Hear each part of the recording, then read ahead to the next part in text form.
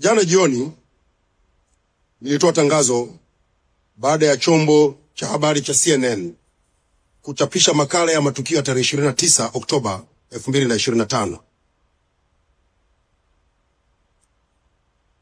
Naomba kusema yafuatayo. Kwanza, uhakiki wa maudhui yaliyomo kwenye makala ile unaendelea, lakini kama ambavyo chombo hiki kimefanya katika ripoti zake mbalimbali, kimeendelea kufanya makosa ya kiweledi na kiuadilifu katika uandishi wa habari kwa kutangaza na kuchapisha maudhui ambayo yanaegemea upande mmoja. Sio kweli kwamba CNN ilishindwa kupata upande wa serikali kwa ripoti zao zote wanazozitoa za upande mmoja. Inashangaza kuona chombo cha habari cha kimataifa kama CNN kufanya makosa makubwa ya kimaadili kama haya ambayo yamefanywa. Serikali inatoa wito kwa CNN kuzingatia maadili na weledi katika uandishi wa habari na kujiepusha na uchapishaji wa taarifa zisizokuwa na vyanzo halali na rasmi, kupotosha na kuzua taharuki.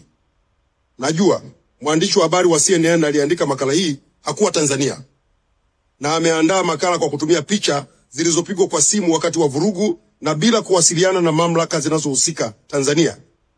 Amekwenda kuandaa makala ya upande mmoja.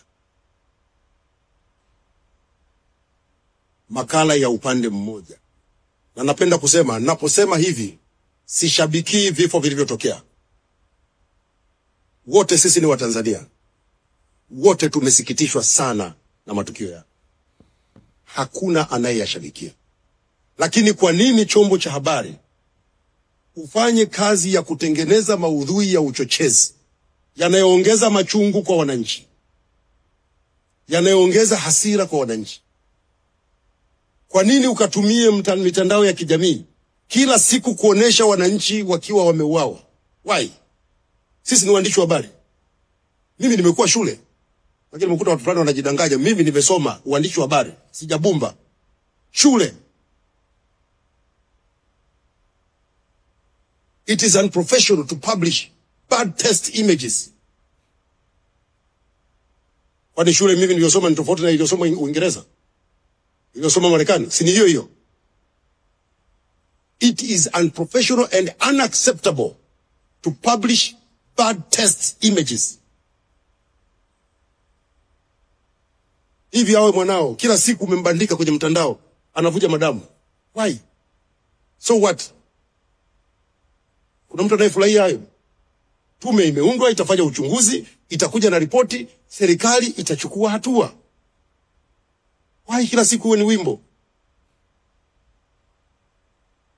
Tusingependa tufike mahali pa kuwapa majina ambayo baadhi ya waliokwaza wamewapa.